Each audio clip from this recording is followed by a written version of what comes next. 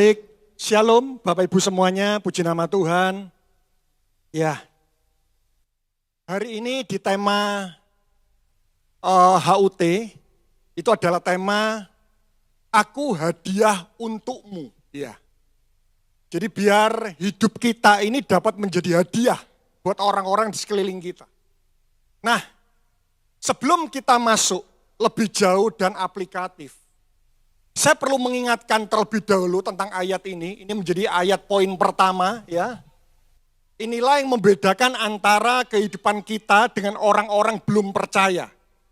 Jika kita tidak memahami ayat ini dan jika kita tidak mengerti tentang pentingnya ayat ini, maka saya percaya kita hanyalah terjebak pada perbuatan baik versi dunia.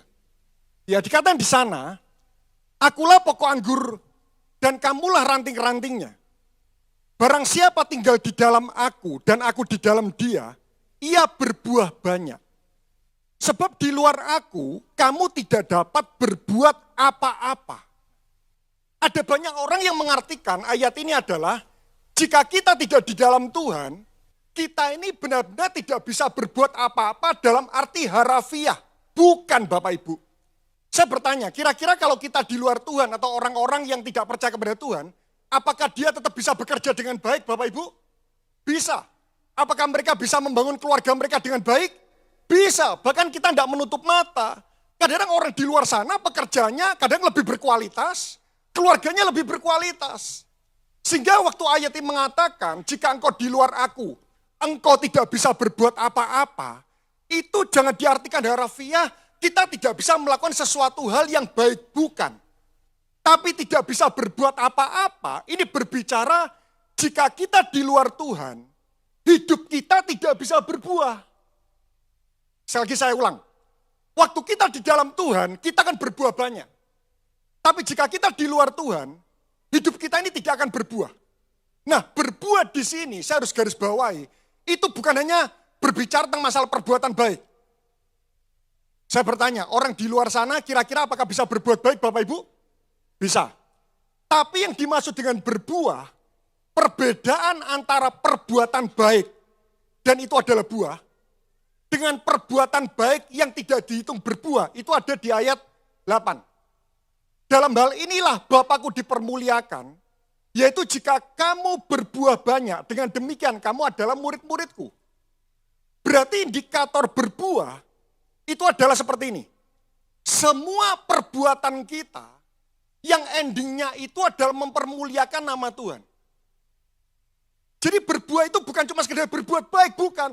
Bukan cuma sekedar kita membangun keluarga yang baik, bukan. Tapi berbuah itu seperti ini. Segala sesuatu yang kita lakukan, kalau endingnya tidak mempermuliakan nama Tuhan, pasti akan mempermuliakan diri kita. Saudara setuju dengan hal ini? Karena itu kenapa di sini dikatakan, jika kita menempel pada Tuhan, maka semua yang kita lakukan, perbuatan baik yang kita lakukan memberikan makna kekekalan.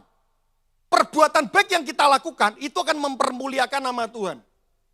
Karena itu kenapa Bapak Ibu, saya perlu mengingatkan ayat ini lagi. Agar kalau kita tidak memahami ayat ini, maka kita hanyalah terjebak pada bersifat baik dan berbuat baik. Tidak selalu perbuatan baik itu bisa membuat orang itu mempermuliakan nama Tuhan. Ya, karena itu kenapa poin pertama saya perlu mengingatkan bagaimana caranya agar hidup kita ini bisa menjadi hadiah buat orang lain. Kita harus menempel pada Tuhan. Kalau kita tidak menempel pada Tuhan, tidak mungkin apa yang kita lakukan itu kan mempermuliakan nama Tuhan. Nah, setelah itu saya akan masuk ke poin-poin lebih aplikatif. Dikatakan di sana, kamu adalah garam dunia. Jika garam itu menjadi tawar, dengan apakah ia diasinkan tidak ada lagi gunanya selain dibuang dan diinjak orang. Kamu adalah terang dunia, kota yang terletak di atas gunung tidak mungkin tersembunyi. Demikianlah hendaknya terangmu bercahaya di depan orang supaya mereka melihat perbuatan baik, lihat ya, perbuatanmu yang baik dan memuliakan Bapamu di surga. Di sini dikatakan garam dunia, terang dunia. Nah, ada banyak orang mengartikan garam dunia dan terang dunia ini artinya sama. Beda Bapak Ibu. Bahkan garam dunia dan terang dunia ini juga menunjukkan urutan. Jadi garam dulu, setelah itu kita berfokus jadi terang. Karena itu kenapa di sini dikatakan kamu adalah garam dunia, setelah itu ayat 14-nya kamu adalah terang dunia. Kalau kita berfokus menjadi terang, tapi kita tidak berfokus menjadi garam, percayalah perbuatan baik kita suatu saat nanti akan membuat orang tersandung dengan siak kehidupan kita. Ya jadi nanti saya akan jelaskan satu persatu apa perbedaan garam dunia dan terang dunia dan bagaimana caranya. Nah, ini perbedaan garam dunia dan terang dunia. Garam itu memberi rasa. Terang itu memberi arah. Garam itu tidak terlihat tapi terasa. Setuju Bapak Ibu? Ada yang di sini memasukkan garam, garamnya tetap kelihatan, itu berarti kurang ngaduknya. Ya, garam itu gini, dulu saya berpikir garam dunia dan terang dunia itu sama.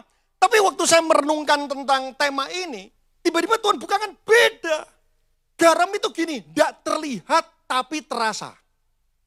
Tapi saya juga tidak setuju kalau kita cuma jadi garam. Karena setelah itu harus dilanjutkan dengan terang. Terang itu terlihat dan terasa. Setuju Bapak Ibu? Tidak mungkin terang itu tidak terlihat. Karena itu kenapa? Ada terang yang tidak terlihat. Di ayat 13, 14, di ayat 15. Maka jangan sampai terang kita itu diletakkan di tempat yang tersembunyi. Jangan Bapak Ibu. Ya, kalau saudara nanti lihat tadi tidak saya tunjukkan. Jadi garam itu gini, tidak terlihat tapi terasa. Terang itu terlihat dan terasa. Garam itu gini, berfokus ke dalam, berdampak keluar. Kalau terang, berfokus keluar dan terasa di luar. Nah, saya akan masuk satu persatu. Dikatakan di sana, kamu adalah garam dunia. Tunjuk kanan kirinya katakan kamu adalah garam dunia. Ya.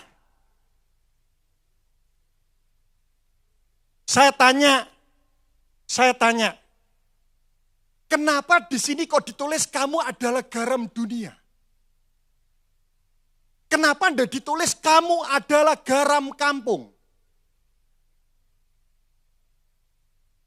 Beritahu kanan kirinya seperti ini. Meskipun wajahmu tidak meyakinkan levelmu dunia.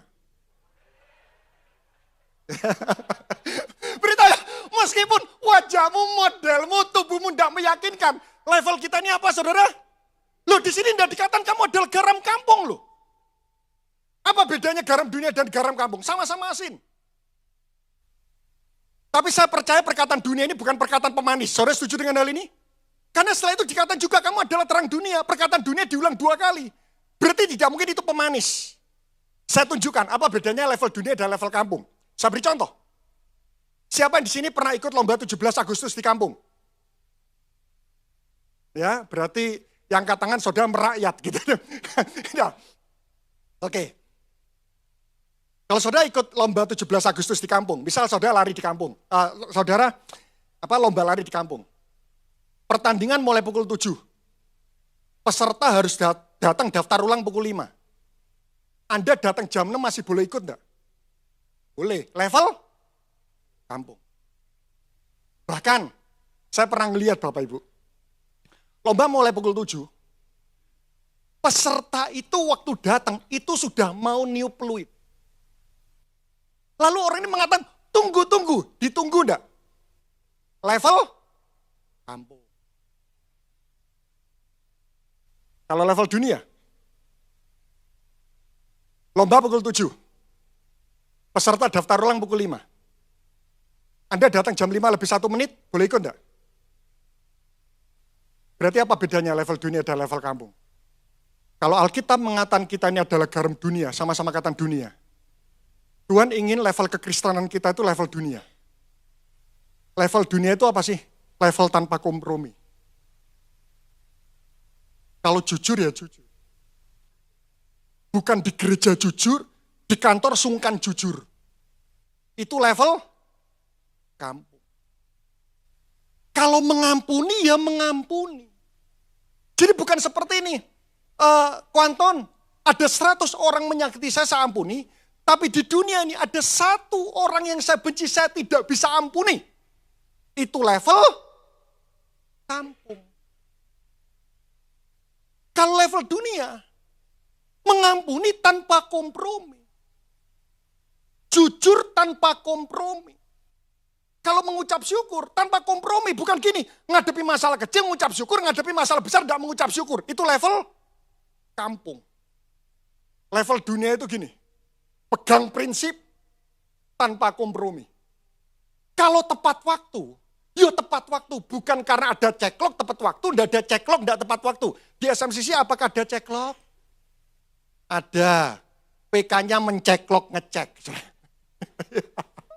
Ayo hari ini Bapak Ibu, kita ini level dunia. Saya percaya perkataan dunia ini bukan cuma sekedar kata-kata pemanis. Saya ingat suatu ketika Bapak Ibu, saya ketemu dengan seorang yang bekerja di pabrik sepatu. Suatu ketika dia mengatakan seperti ini, Pak, suatu ketika pabrik kami ini mengirim sepatu itu berkontainer-kontainer itu ke Jepang. Lalu ada satu kontainer, itu yang sepatunya itu kerdusnya penyok. Yang penyok apanya? Kerdus. Lalu akhirnya pabrik ini mengatakan seperti ini, kami diskon satu kontainer daripada dikembalikan biaya, dikirim ulang biaya, akhirnya didiskon. Tapi ternyata Jepang itu tanpa kompromi. Dikembalikan satu kontainer. Padahal yang penyok kerdusnya, dan itu hanyalah sebagian. Tapi saya tanya, Bapak Ibu kalau pergi ke mall, ngeliat sepatu, diskon 50% kardusnya penyok. Mau beli enggak? Mau. Kalau perlu, Pak, ada lagi yang kardusnya penyok. Loh betul enggak Bapak Ibu? Tanpa kardus pun enggak apa-apa. Karena kenapa? Lokal. Saya renungkan ayat ini benar-benar. Level dunia itu level tanpa kompromi loh Bapak Ibu. Kita tidak mungkin jadi garam kalau level kita itu level kampung. Saya lanjutkan. Dikatakan, jika garam itu menjadi tawar, dengan apakah ia diasinkan? Tidak ada lagi gunanya selain dibuang dan diinjak orang. Garam itu kalau tawar dibuang. Yang tadi garam dunia itu siapa? Kita, betul? Kristen tawar itu dibuang. Orang Kristen itu tidak perlu pahit. Tawar saja dibuang. Apa itu Kristen tawar? Ada tapi tidak terasa. Nanti tanya ya sama teman-teman komselnya, adaku sama dadaku ada bedanya enggak? Ya, nanti tanya ya, oh ada bedanya ya. Dulu waktu dada kamu kita komsel selalu tepat waktu. Waktu ada kamu komselnya tidak tepat waktu. Itu ada rasanya tapi pahit. Nanti di pelayanan tanya ya, adaku sama dadaku ada bedanya enggak? Musuh kekristenan hari ini. Anda jahat? Ya. Tapi apakah Anda memberikan pengaruh yang kuat dalam sebuah prinsip? Tidak.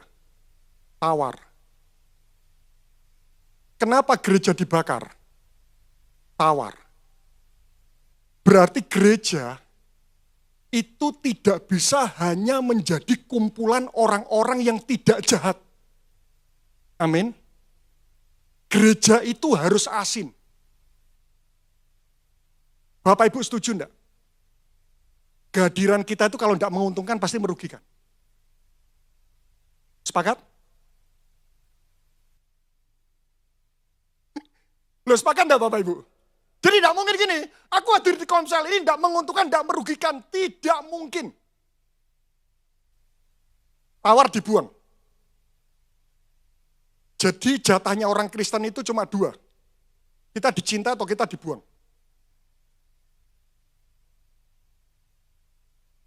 Bagaimana fungsi? Apa itu fungsi garam? Mencegah pembusukan. Garam itu kalau disebarkan, itu mengurangi kadar air, mencegah kelembapan, menghambat bertumbuhnya bakteri mikroorganisme. Garam itu mencegah pembusukan. Berarti harusnya dimanapun kita berada, kita menghindarkan terjadinya pembusukan nilai-nilai di tempat tersebut. Semua tidak tepat waktu. Anda datang, komsel Anda tepat waktu. semua lagi suntuk, Anda datang, semua langsung gembira. Penuh dengan kebencian, Anda datang, akhirnya Komsel itu penuh dengan pendamaian. Dunia itu selalu mengalami degradasi nilai, sepakat? Berarti dimanapun kita berada, kita harus menghindarkan pembusukan nilai-nilai terjadi di tempat tersebut. Tapi mungkin Anda bertanya seperti ini, Anton, bagaimana mungkin satu orang itu bisa mewarnai banyak orang? Saudara, Tuhan itu tahu keterbatasan kita. Saudara setuju dengan hal ini? Yang ingin kita jadi garam itu siapa sih? Tuhan. Kalau Tuhan yang ingin membuat kita nih jadi garam, percayalah seperti ini. Hal-hal yang kita lakukan dengan penuh keterbatasan, maka Tuhan bisa ubah hidup kita ini memberikan dampak buat orang-orang sekeliling kita. Saya beri contoh sejenak aja ya. Nah, suatu ketika saya ini bekerja di perusahaan kontraktor Bapak Ibu. Saya ingat sebelum saya masuk bekerja, Kuangga waktu itu memberikan 2 pesan kepada saya. Saya tidak tahu Kuangga masih ingat apa enggak ya, karena terlalu banyak pesan. Mulai kejadian sampai wahyu Bapak Ibu ya. Nah, memberikan 2 pesan kepada saya itu seperti ini. Yang pertama, jangan pernah jual Tuhan hanya untuk gaji. Yang kedua, Kuangga ingat enggak ya Kuangga? Kok saya confused merasa tidak berarti gitu loh. Nah, yang kedua, yang menggaji kamu nomor 1 itu bukan bosmu tapi Tuhan. Sumber pemeliharaanmu itu bukan bosmu tapi Tuhan. Waktu pertama kali saya masuk kerja, saya persingkat aja karena waktunya saya 13 menit. Waktu pertama kali saya masuk bekerja, saya terima telepon Bapak. Cari bos saya. Beritahu saya tidak ada, lu bos saya ada di depan saya kok. Maaf Bu, saya tidak bisa bohong. Kalau saya membohongi orang lain, ya, kalau saya membohongi orang lain untuk menolong ibu yang menggaji saya, suatu ketika nanti saya pasti akan membohongi ibu.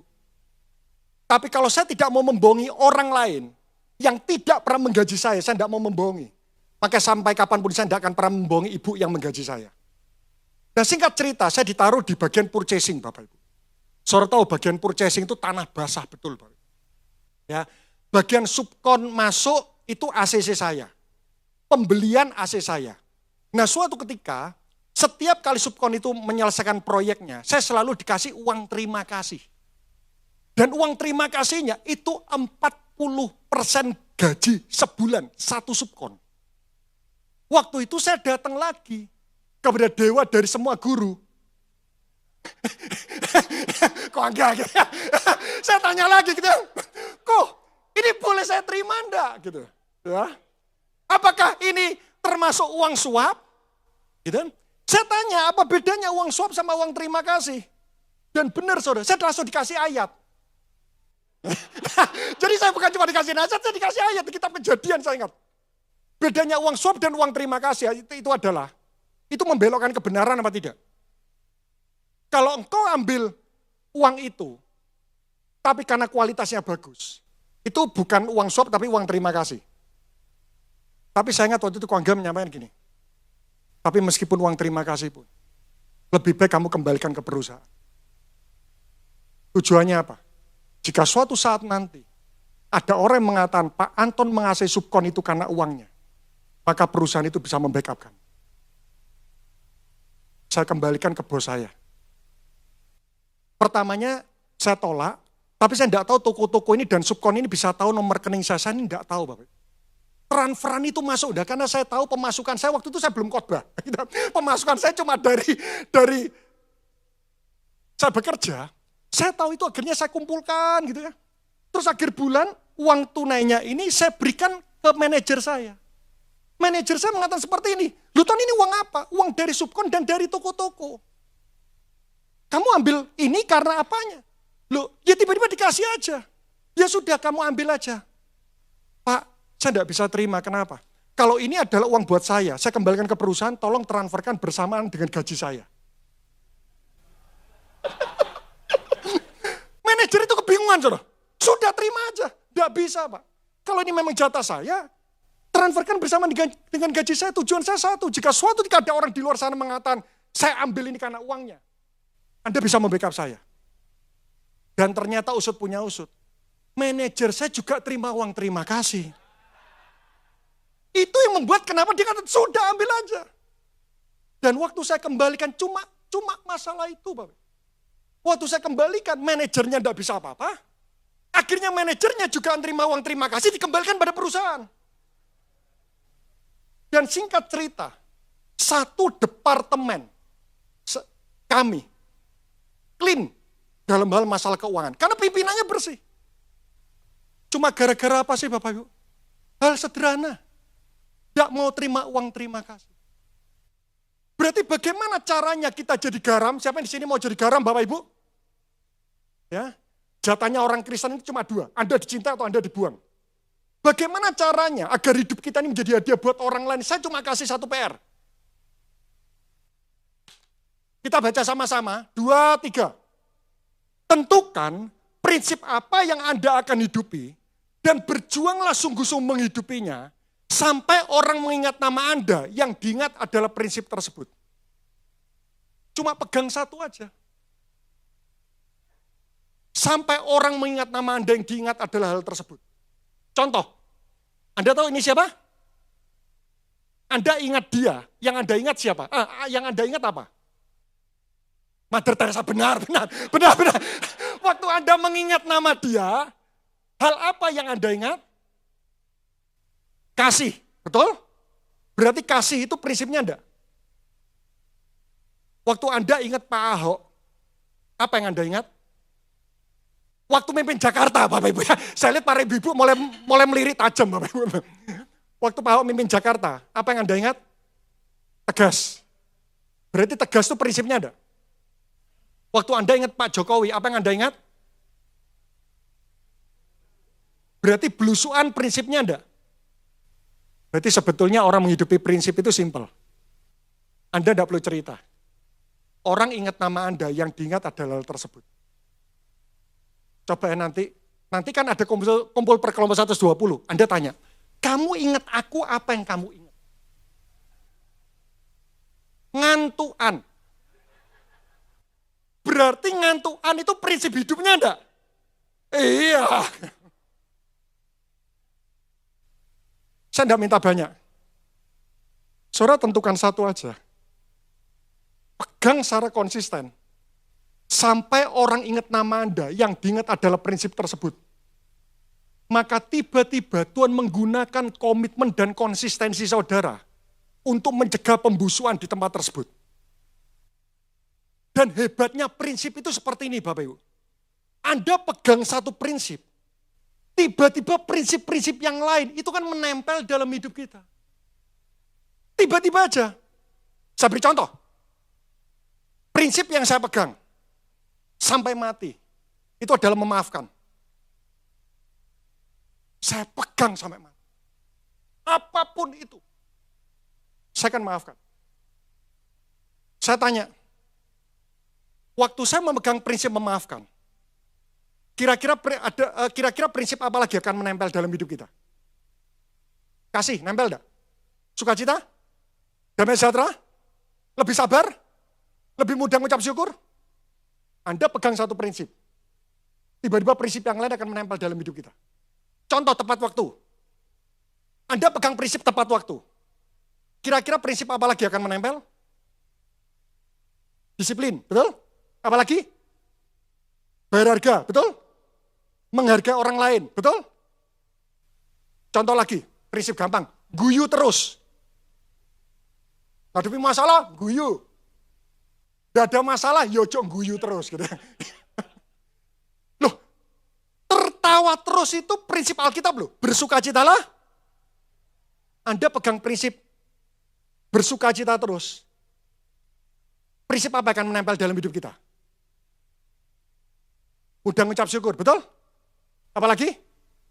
Hidup penuh kasih, betul? Iman terbangun, betul? Lu ngadepi masalah, guyu gak ngadepi masalah. Ojo. Loh, saudara tertawa terus bersukacita terus tiba-tiba iman itu bangkit loh. Berarti gini loh. Jika sampai tidak ada satu karakter pun yang menempel dalam hidup kita, jangan-jangan kita tidak pernah konsisten dalam menghidupi sebuah prinsip. Lanjut. Nah, setelah Anda jadi garam, maka otomatis saudara akan jadi terang. Sama-sama kata otomatis. Seperti yang tadi saya ceritakan. Sudah pegang satu prinsip saja. Ciri terang itu mengusir kegelapan. Sama-sama kata mengusir kegelapan. Terang itu tidak perlu berupaya. Terang ada, kegelapan akan pergi. Di mana ada perbuatan kerajaan Allah yang ada, tiba-tiba perbuatan gelap itu akan pergi. Kalau kita belum pernah memberi rasa, kita mau jadi terang, itu kan sulit. Tapi kalau kita sudah jadi garam, hidup kita memberi rasa, maka otomatis terang ini akan terjadi. Tapi saya tanya, bisa enggak? Di sebuah perusahaan, di sebuah komunitas, kita sudah menghidupi sebuah prinsip, tapi ada orang-orang yang tetap tidak mau berubah. Mungkin enggak? Mungkin. Sama seperti misal ruangan ini ya, besar, saya bawa satu lilin. Memang benar, lilin ini bisa mengusir kegelapan. Tapi tetap ada daerah itu yang tidak terjangkau oleh lilin ini. Betul? Tapi minimal sifat terang. Memberi arah buat orang yang berada dalam gelap. Jadi mungkin di sebuah tempat, ya, kita setelah pegang prinsip, ada orang-orang yang tidak berubah dengan kehidupan kita. Tapi minimal hidup kita, itu menjadi panduan. Buat orang-orang bisa punya standar yang benar, bagaimana seharusnya mereka itu hidup.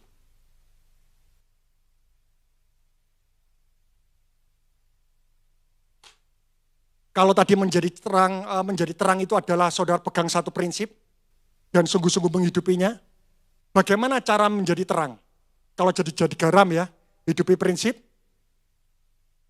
Cara menjadi terang, menghidupi prinsip.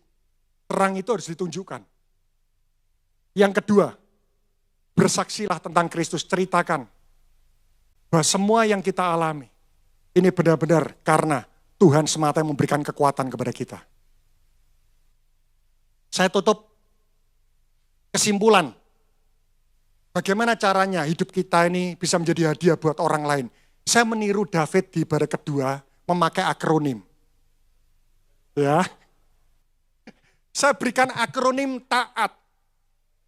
Ya. Saya niru David, saudara. Ya, saya niru David. Nah, pertama adalah tinggal dalam Kristus. Ya, nempel pada Tuhan. Sehingga kita tidak hanya berbuat baik dan bersifat baik. Yang kedua, ajaran atau prinsip, tentukan satu prinsip. Satu saja, tidak usah banyak-banyak. Kuanton saya akan menghidupi 10 prinsip, terlalu banyak, lupa. Satu saja. Pegang secara konsisten sampai orang mengingat nama dan yang diingat itu adalah prinsip itu. Yang ketiga adalah aplikasikan prinsip itu. Dan yang keempat, ceritakan tentang Tuhan. Saya tutup. Ada 4 folder prinsip. Ya, kalau mau lengkap, saudara bisa pilih 4-4-nya ini setiap folder saudara pilih satu. Ya. Tapi jika tidak, saudara boleh pilih satu aja. Yang pertama, prinsip kesuksesan. Kapan kita dikatakan sukses? Itu penting. Karena ukuran kesuksesan itu akan menentukan apa yang akan kita kejar dalam kehidupan ini. Ya. Kapan Anda dikatakan sukses? Yang kedua, prinsip kehidupan spiritualitas. Contoh, komitmen merenungkan firman setiap hari, contoh. Kenapa? Karena kualitas spiritualitas kita itu akan menentukan konsistensi kita dalam memegang sebuah prinsip. Yang ketiga, prinsip kehidupan dalam keseharian. Ya contoh, menghormati orang lebih tua. Ya. Prinsip kehidupan dalam keseharian. Yang keempat, yang terakhir, prinsip sukacita atau ucapan syukur.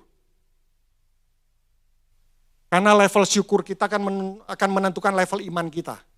Alkitab mengatakan bersukacitalah senantiasa. Ada banyak alasan untuk kita bisa mengucap syukur. Anugerah yang Tuhan berikan, kekuatan yang Tuhan berikan. Tapi saya berikan satu prinsip fundamental, kapan kita mengucap syukur. Karena Tuhan telah mengampuni dosa kita semuanya. Apakah mau kita terima apapun tapi endingnya masuk kerajaan maut? Saya rasa tidak. Semua tidak ada artinya. Karena itu kenapa? Kapan kita bersukacita dan mengucap syukur? Karena Tuhan telah memberikan anugerahnya, pengampunan buat kita semuanya. Mari kita berdoa.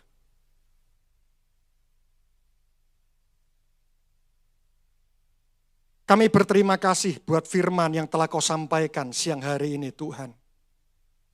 Kami berdoa agar firman yang disampaikan ini akan menolong kehidupan kami. Agar kami memiliki gaya hidup yang benar dalam kehidupan ini Tuhan. Kami percaya bahwa jatah kehidupan kami adalah kami menjadi garam dunia dan terang dunia. Tuntaskan kebenaran firman-Mu melalui gaya hidup kami sehari-hari. Kami mengucap syukur hanya di dalam nama Tuhan Yesus Kristus dan kita sama-sama berkata, amin.